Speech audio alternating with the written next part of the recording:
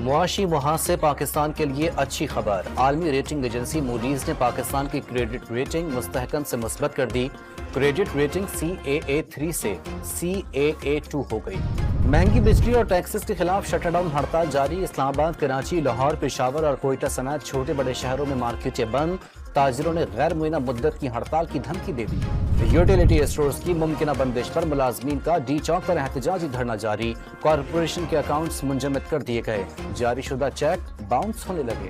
وفاقی وزیر داخلہ سے اقوام متحدہ کے وفد کی ملاقات، محسن نقوی نے وفد کو پاکستان میں کالعدم TTP کی دہشت گردی کے ثبوت پیش کر دیے۔ پاکستان میں انٹرنیٹ کی رفتار 2 سب میرین کیبلز کی خرابی کے باعث سست ہوئی، مسئلہ اکتوبر تک ٹھیک ہونے کا امکان ہے، PTA نے بیان جاری کر دیا۔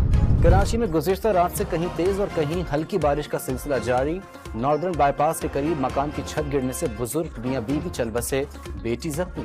ملتان میں 17 کسی کے علاقے میں بارش کے دوران مکان کی خستہ حال چھت گر گئی، ملبے تلے دب کر ایک شخص جان سے گیا، 2 افراد زخمی۔ رحیم یار خان میں احمد پور لمہ روڈ پر تیز رفتار ٹریکٹر ٹرالی نے رکشے کو کچل ڈالا، ڈرائیور اور 2 طالبہ موقع پر ہی دم توڑ گئیں۔